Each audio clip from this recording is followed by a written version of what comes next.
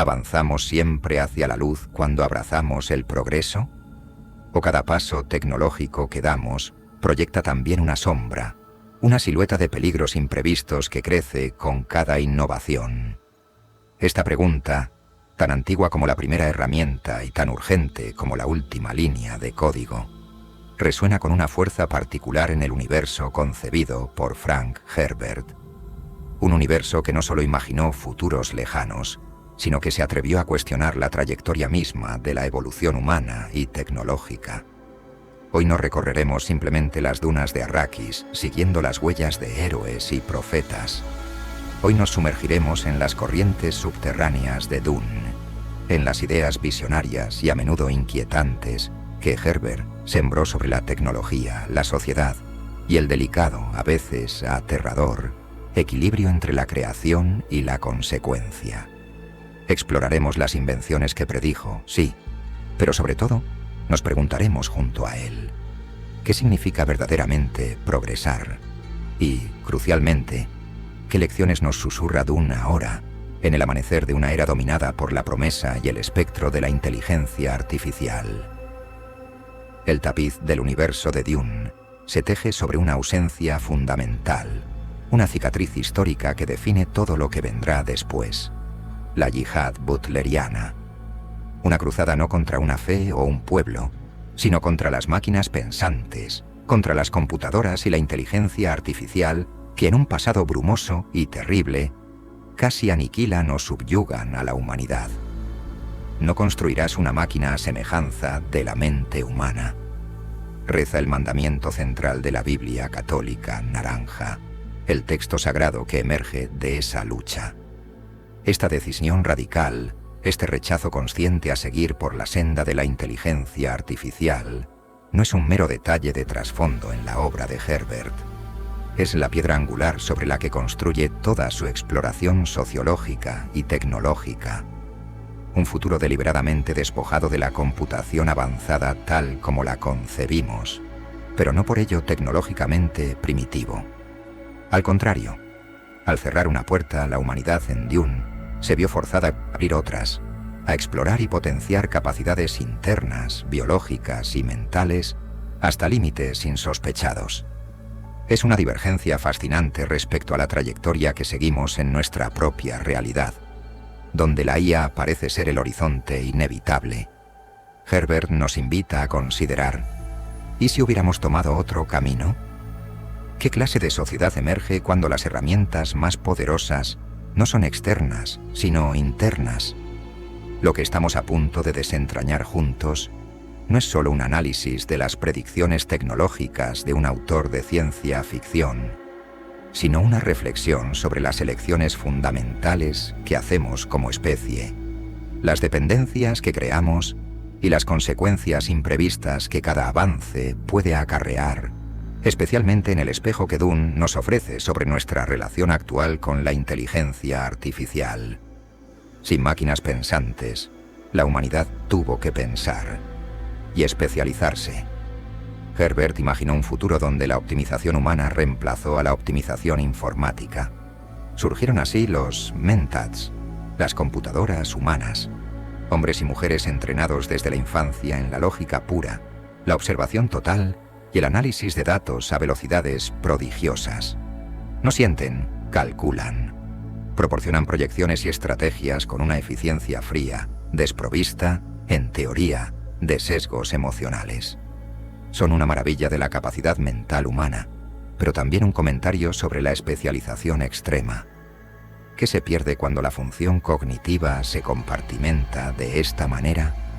¿Son los mentats el pináculo de la razón o una forma de limitación autoimpuesta, una herramienta viva susceptible de manipulación, como vemos con Peter de Vries o Tufir Hawat?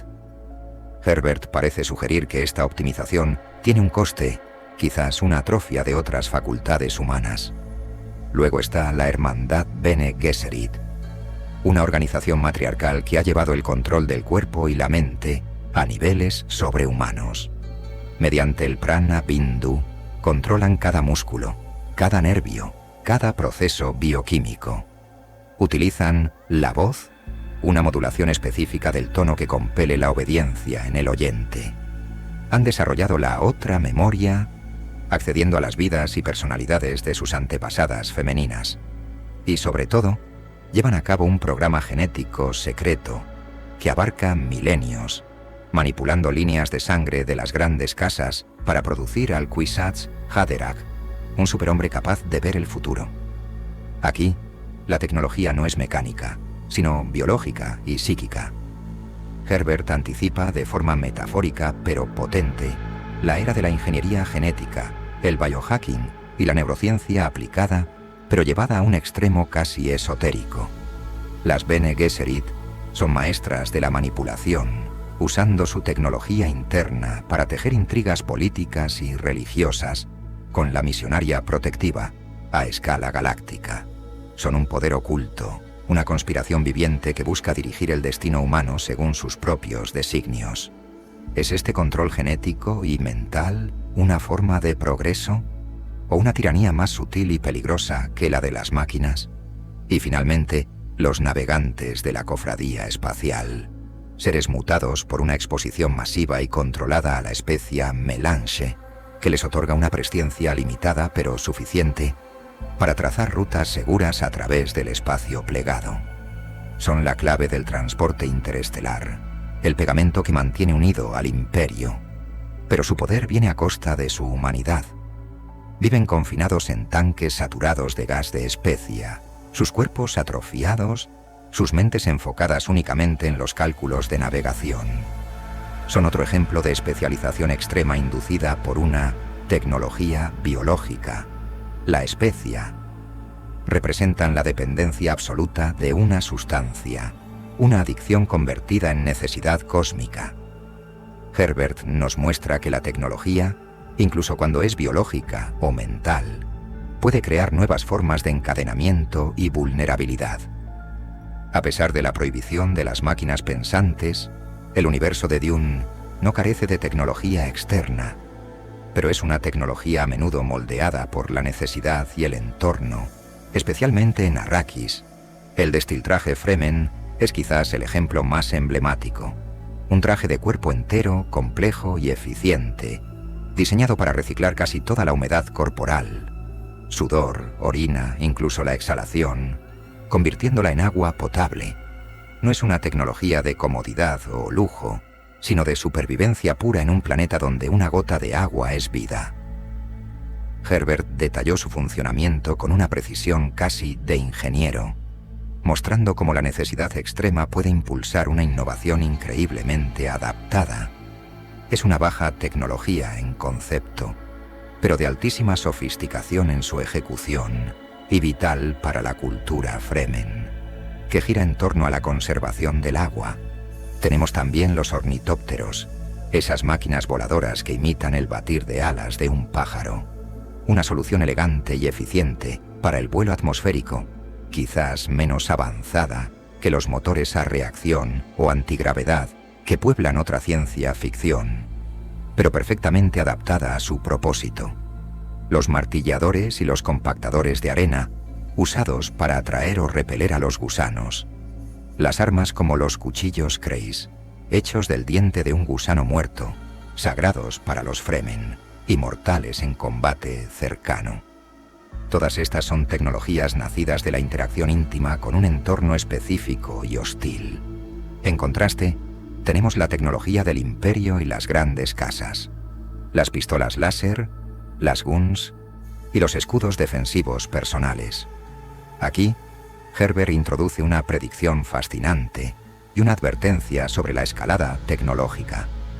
El impacto de un láser sobre un escudo activo provoca una explosión de magnitud subatómica, destruyendo tanto al tirador como al portador del escudo y todo a su alrededor. Esta interacción letal prohíbe de facto el uso de ambas tecnologías en combate abierto, forzando un retorno a las armas blancas y al combate cuerpo a cuerpo entre las élites. Es una ingeniosa manera de justificar las luchas de espadas en un futuro interestelar, pero también una metáfora profunda. Sugiere que ciertas combinaciones de tecnologías avanzadas pueden volverse mutuamente destructivas, creando un punto muerto estratégico o forzando una regresión táctica. ¿No resuena esto con nuestras propias preocupaciones sobre las armas nucleares o las ciberarmas, capaces de paralizar infraestructuras enteras? Herbert nos muestra que la tecnología no opera en el vacío. Sus interacciones y las reglas sociales que surgen a su alrededor son cruciales. La sombra de la yihad butleriana se proyecta sobre todo el universo de Dune. Pero, ¿qué nos dice Herbert sobre la inteligencia artificial a través de su ausencia y sus ecos? Primero nos advierte sobre la dependencia. La humanidad pre-butleriana, se nos insinúa, se había vuelto complaciente, dejando que las máquinas pensaran y gobernaran por ella, hasta que esas máquinas se volvieron en su contra o simplemente obsoletizaron la necesidad de la iniciativa humana. Es un eco directo de nuestros debates actuales sobre la IA. ¿Nos librará de tareas tediosas o nos volverá mentalmente perezosos, incapaces de pensamiento crítico o toma de decisiones autónoma? ¿Podría una superinteligencia, incluso benévola en intención, llegar a conclusiones que nos dejen efectivamente al margen de nuestro propio destino? Segundo, Herbert explora la idea de que las funciones de la IA pueden ser replicadas, o al menos aproximadas, por la biología y la mente humana, pero con consecuencias diferentes. Los mentats son la lógica pura, pero carecen de la flexibilidad o quizás la opacidad de una verdadera IA.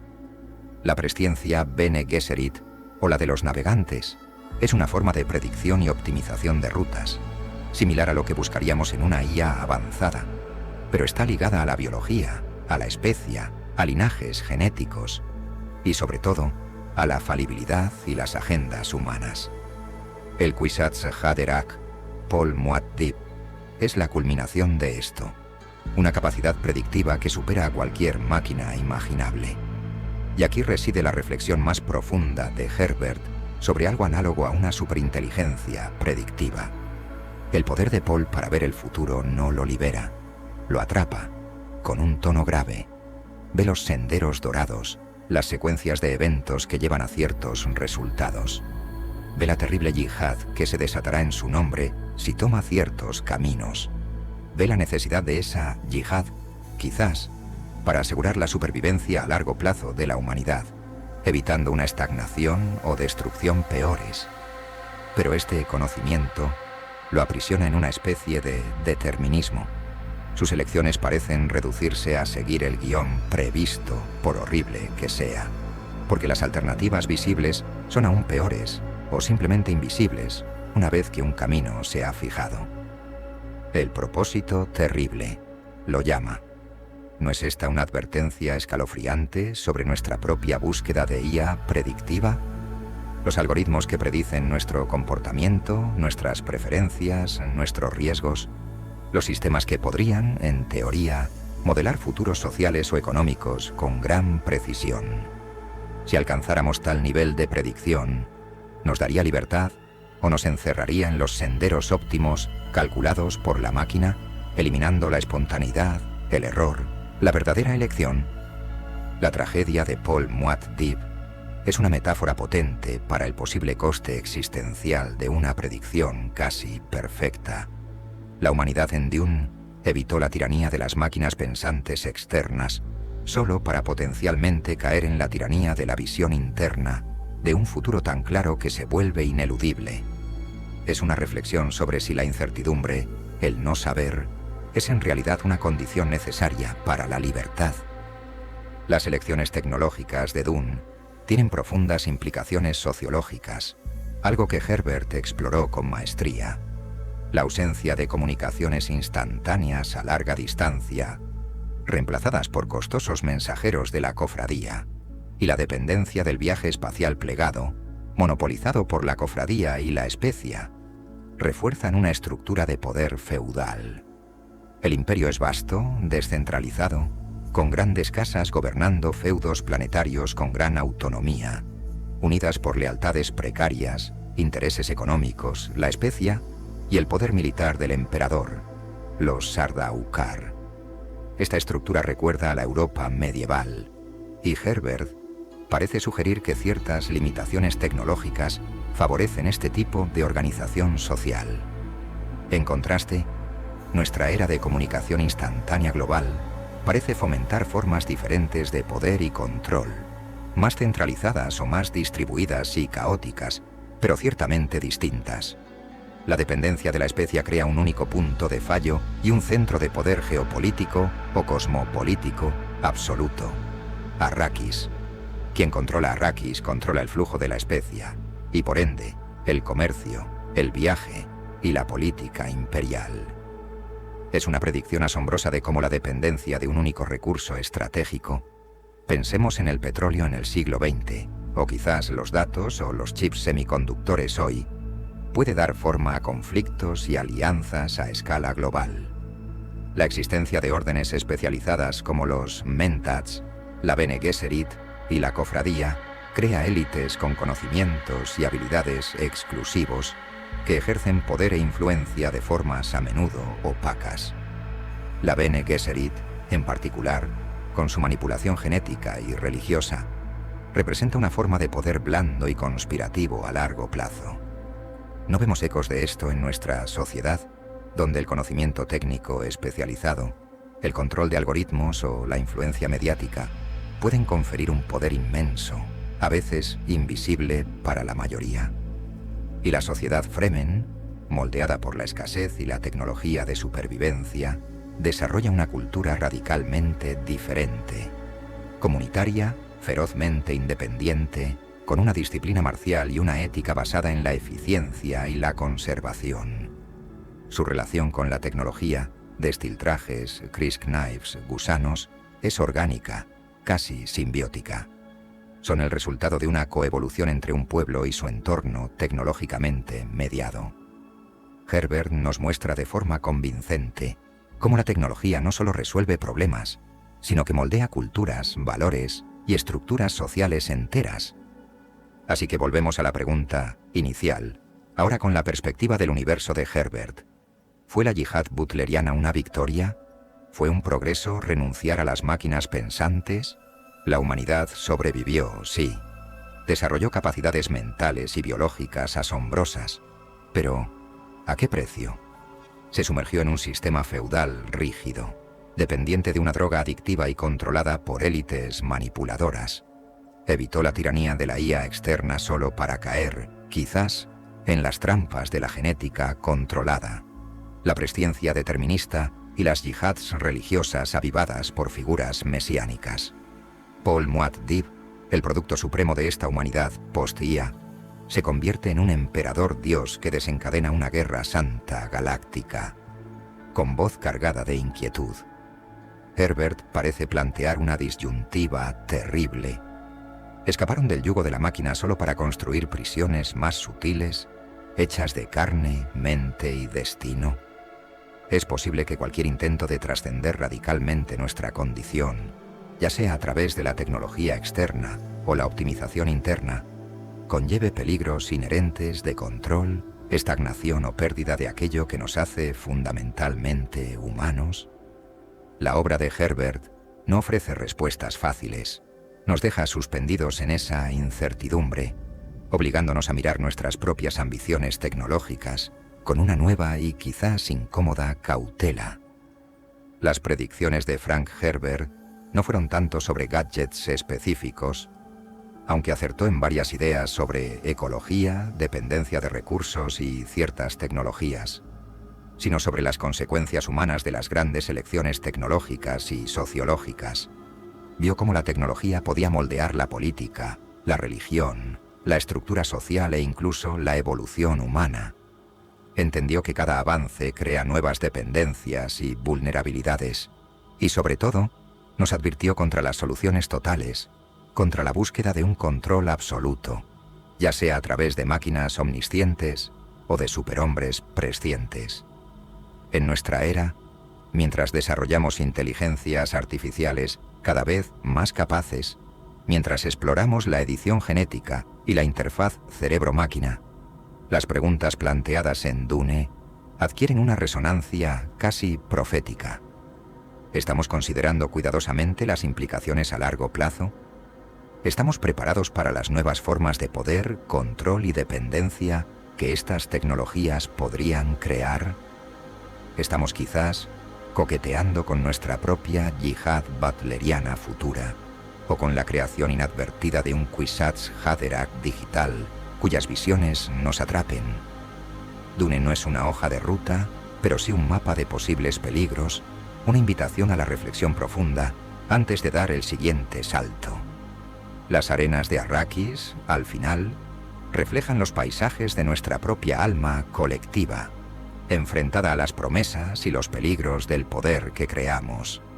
La saga de Dune es un océano de ideas, vasto y profundo, del que hoy solo hemos extraído algunas corrientes significativas. Las implicaciones de la obra de Herbert continúan desplegándose, ofreciendo nuevas perspectivas a medida que nuestro propio futuro tecnológico toma forma. Si estas reflexiones sobre tecnología, sociedad y los ecos de la inteligencia artificial en un universo sin ella han encontrado resonancia en tu curiosidad, te invitamos a seguir explorando estos senderos de pensamiento. Hay muchos más enigmas y advertencias esperando ser descifrados en la obra de Herbert y en el futuro que estamos construyendo.